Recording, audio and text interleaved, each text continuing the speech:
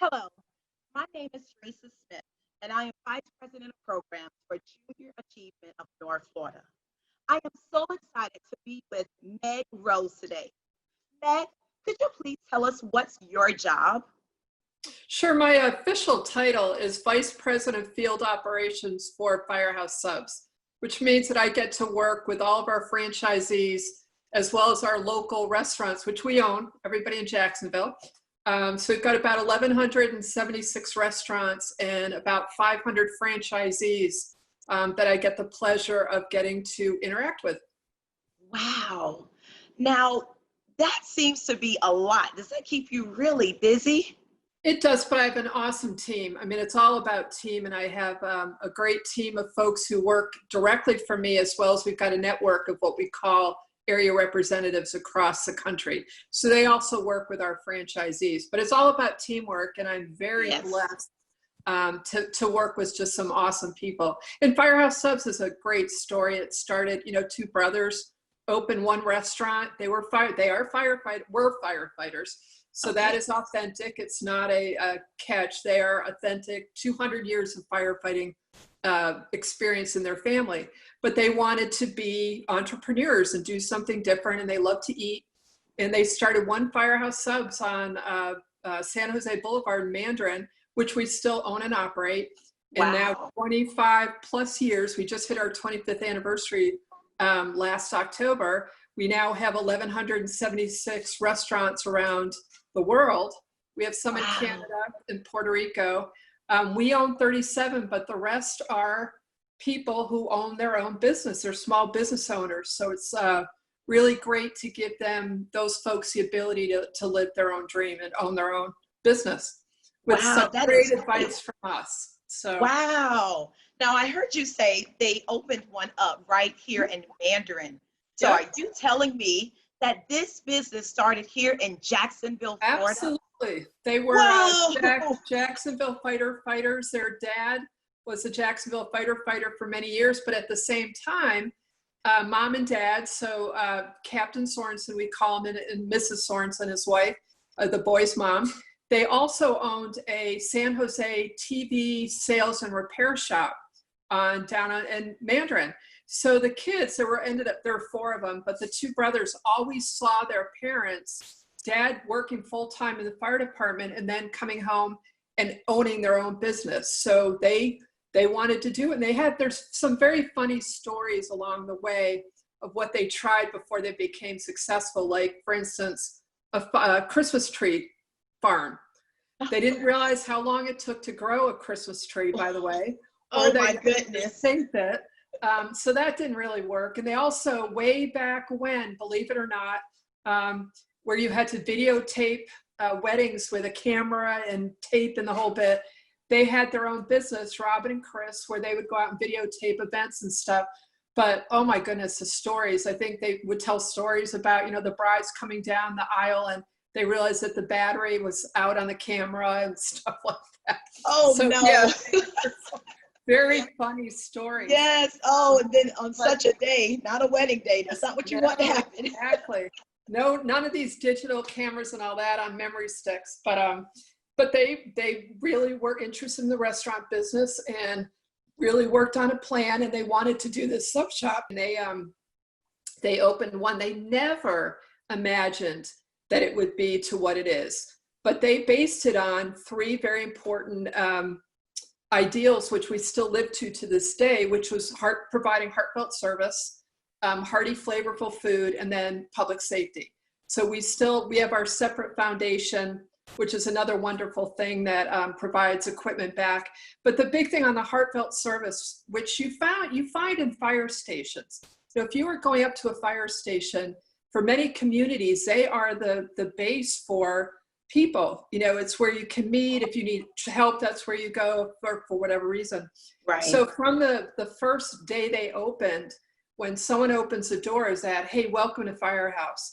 So, and those principles we still live by today, and it's gotten us to where we are today. So it's all about having a dream. Mm-hmm. That is an amazing story, and I love that.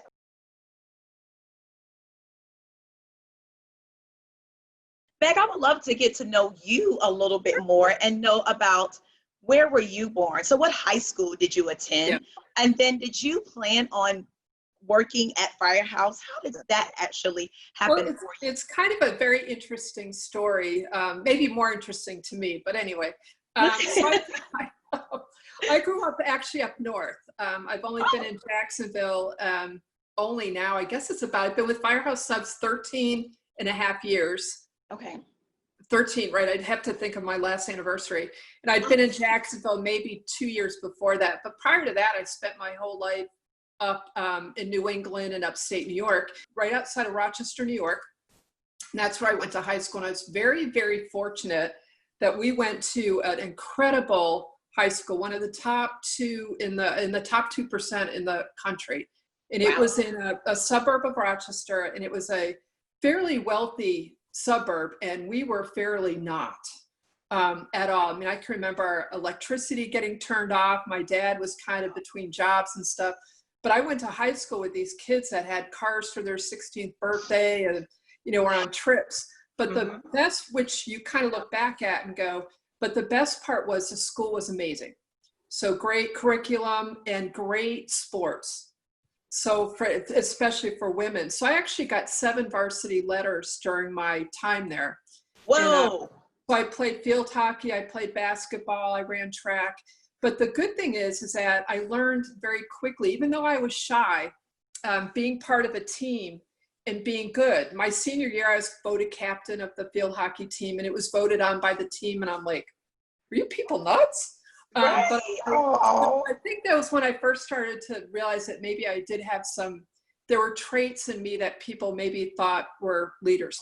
So anyway, as a result of going to this really good high school, I'm fortunate, pretty smart. My mom gave us kids good brains.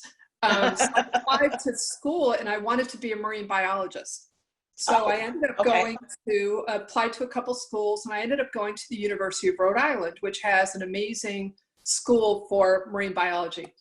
So I go there, and again, away from home, which was crazy. My twin sister, by the way, went all the way to the University of Arizona. So we're like 2 totally parts of the world. Whoa, completely. Which was kind of interesting.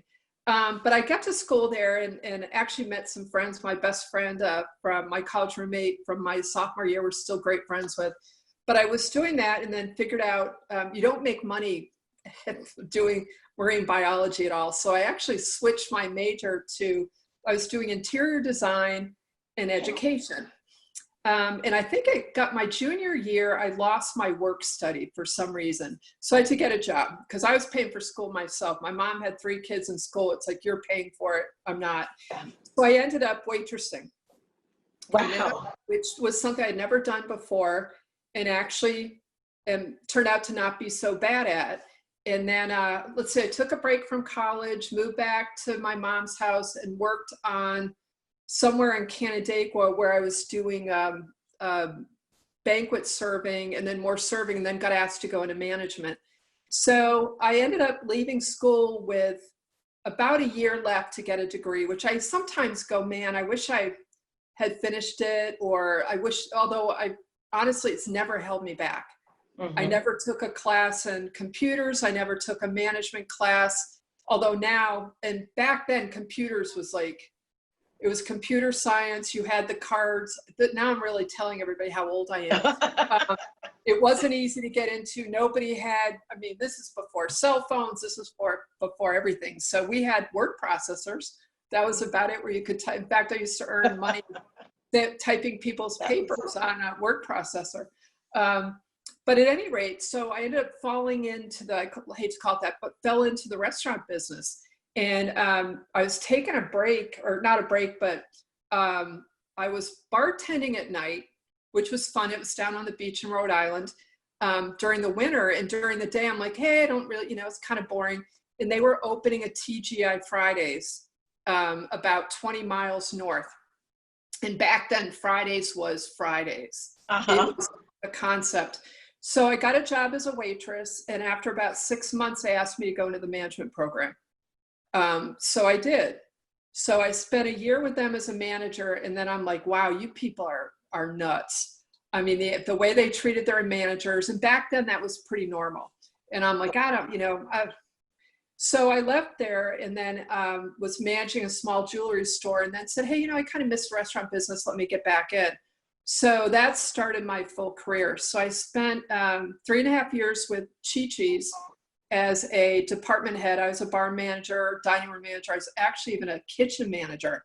So I was back there doing that, which was really cool. But it was a great experience. Having Fridays on my resume, because their training program was as well known as it was, gave me a foot into Chi-Chi's. So I did that for 3.5 years and then moved back up to upstate New York where my family was. And I was working at this small place, which was really cool. It was kind of a summer resort. I was a bar manager and stuff. But it was a independent operator and wasn't always sure if my paycheck was going to make it to the bank, which sometimes can happen with small independent operators. So I'm like, and I was really used to kind of corporate structure where they had policies and stuff. Right. So decided to look for a job and I ended up applying for and getting a job with an Applebee's franchisee. And he was a guy just starting. He had just opened one restaurant. And I'll never forget my beginning interview. I was working and I was waiting for a company to drop off a check for a party. It was like a $35,000 check. So it's kind of important. Yes, and, that's a big check. They were late. They were like an hour late. Now I can't tell my boss I got to go because I have an interview, right? You just kind of do that. So they show up late. So I'm driving, hurrying. I get to where I am. I actually change into a dress in the parking lot.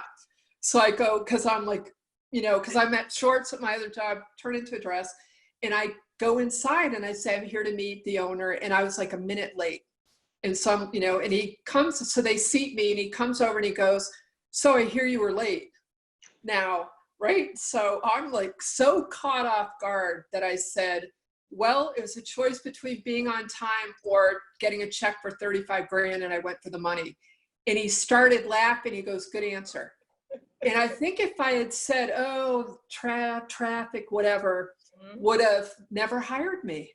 And it was so funny. I will always remember that. So I got brought on board. The gentleman who had been executive vice president for Burger King, he had one restaurant at the time.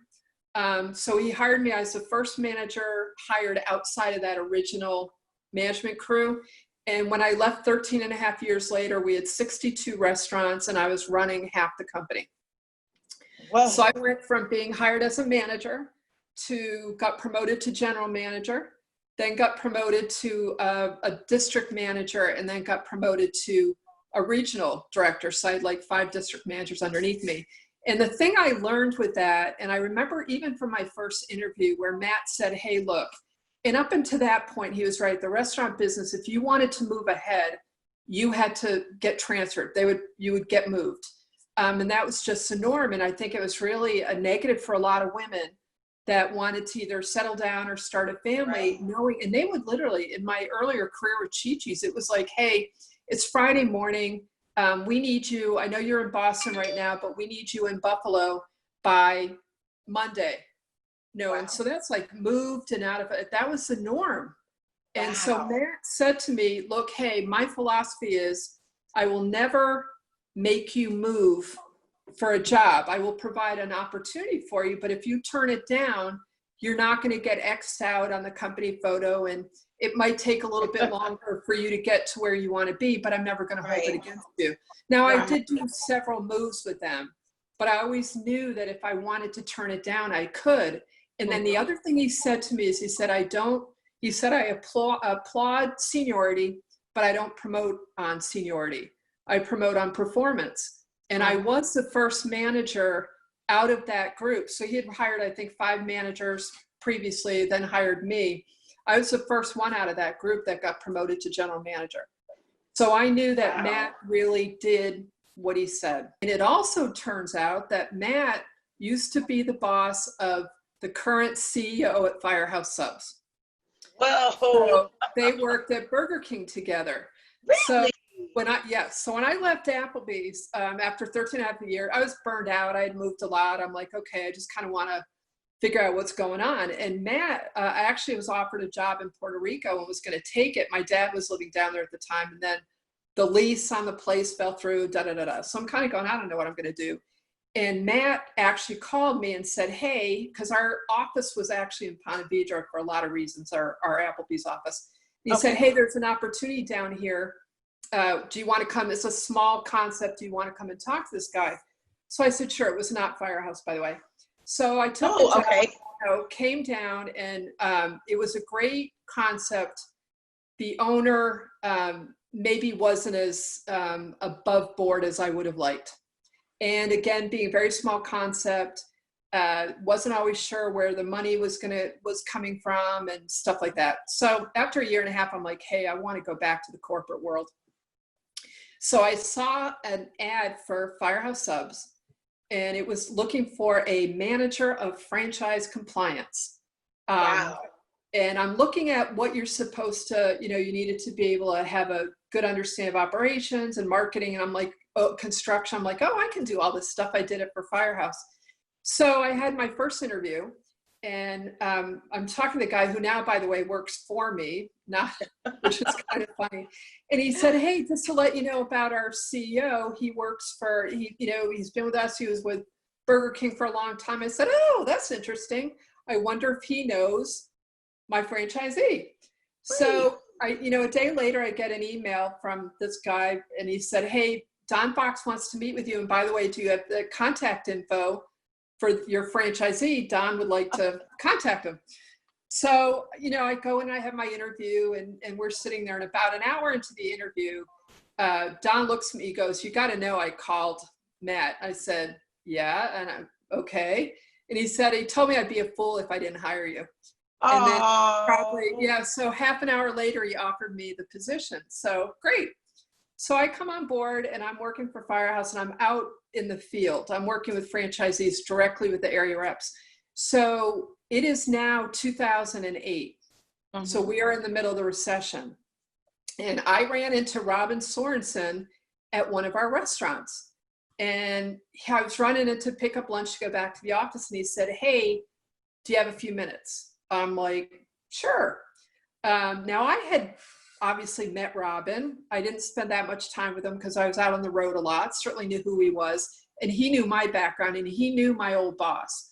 So we sat down, and he said, hey, middle of the recession, our company restaurants, we're losing money. They're dirty. I don't know what's going on. This isn't how I operate. We kind of talk. And I said, hey, I'm tired. I've been traveling a lot. So here's my take on it. I kind of, spewed my thoughts on the management and stuff like that. Right. So 30 days later, Don calls me in the office, and he says, okay, you ready? And I'm like, ready for what? Right. It was to take over the company restaurants. So I actually got a promotion. I wasn't traveling anymore, but I will say it was the hardest year ever of my career. The restaurants, we had great people working for us, but they had really been given very little direction. And it was like, again, the recession, kind of what we're looking at now. You don't know where the bottom is. You don't know what's going on. But we're given no direction whatsoever. And so after a year and a half, we turned the restaurants around. We were making twice the money we were before. Sales were up. I mean, it was really a great story, and a lot of those people are still here today. Really? So we have general managers that have been with us for 15 or 16 years. So made it through all of that. And it was funny. I knew there were times that my district managers were looking at me going, this woman is nuts. But it worked. And Robin and Chris and Don, Robin and Chris were amazing. Just so supportive and so appreciative of the work that our general managers do. So they were doing a lot of rewards for them, and we got sales going up when the rest of the country was going down. Just really cool stuff. Right. But how I got to Firehouse, sometimes it's who you know and what you know and what you did. And, I never realized that what I did with Applebee's was so unique. Right. We really did have exposure to, I opened, I can't even remember how many restaurants, but I was situated on the east side of the company. So if I had to go out or we were building a restaurant and there needed to be a walkthrough with the construction, they go, "Hey, Meg, can you go do that?" Mhm. Okay. So I learned how to read, blueprints and talk to construction people. And I had liquor licenses in my name. So how to work through all that. And then marketing. And we would have calls where we were all involved in those discussions. And you go and work at other companies, it isn't always like that. So I was really fortunate that I had a lot of exposure to how decisions were being made and how it would affect, and looking at the big picture versus sometimes just my little world. So it worked out great. And then, Firehouse is such an awesome company that, so yeah, when I started, we had 272 restaurants, and now we're up to, the 1,176. So that's pretty cool.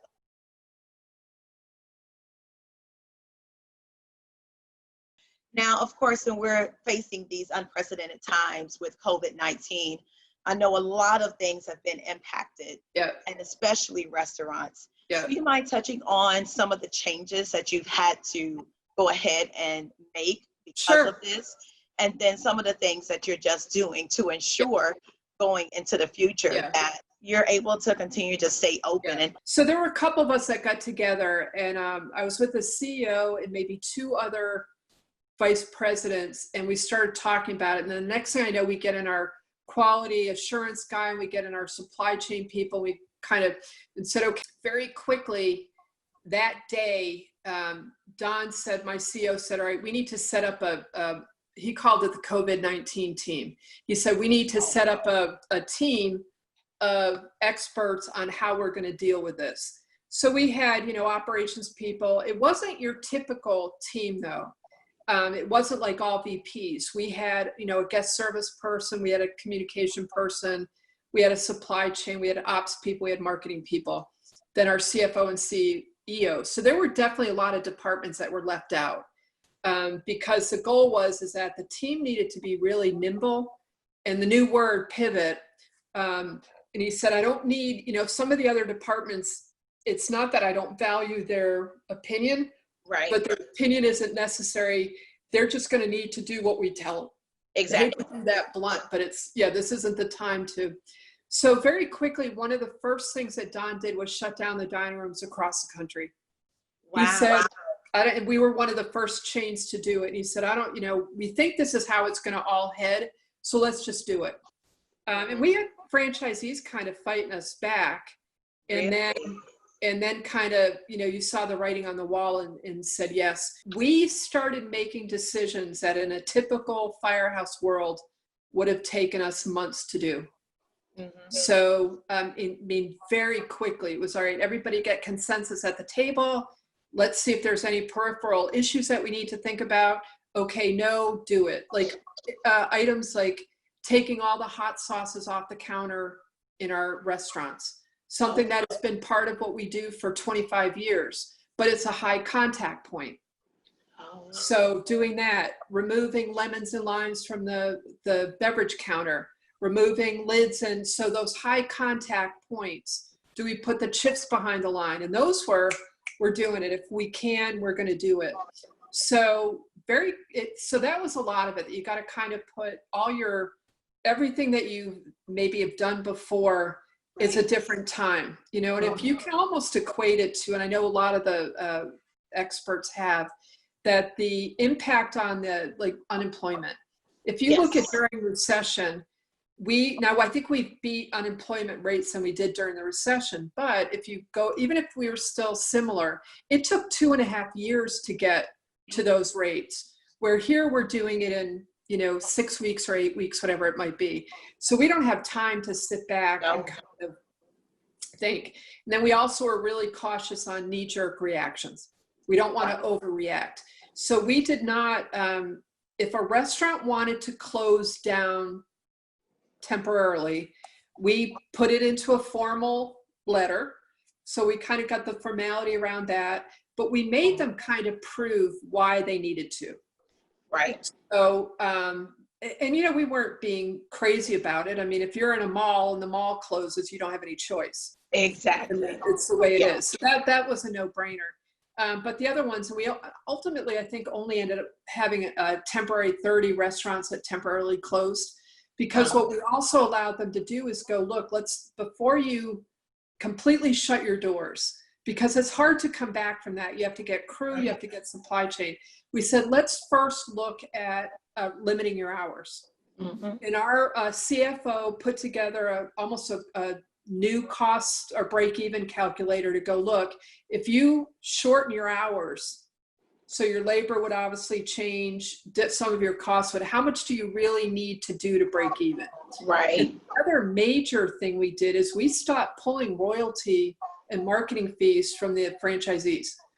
So, and we did that for a total of 5 weeks where they were paying no royalty. So the company was not getting, we had no income coming in, absolutely none.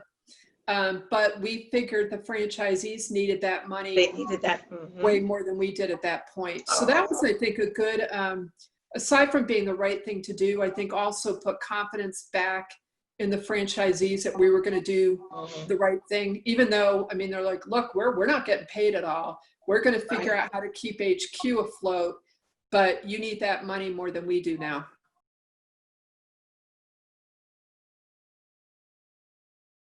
I just have one more question for you. As of course the students are going through these times and everything, and some are even graduating at this time and things are just a little different. If you can give some of the youth just a piece of advice, what would you say to them now?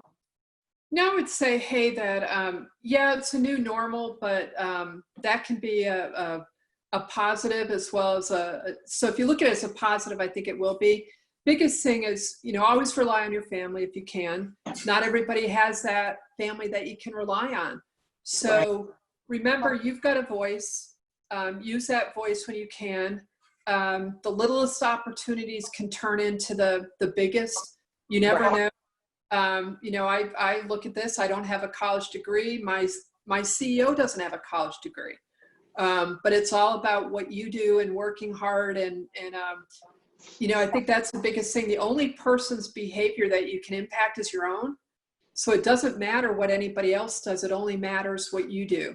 But people out there are going to take a chance on you if you prove that you're worth it. And it's not that hard to do. Sometimes it's just applying for that job and just doing the best you can.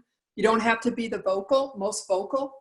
And I talk to my managers about this all the time, that not everyone has the wherewithal or the courage to go and ask for whether it's a promotion or another opportunity, because it can be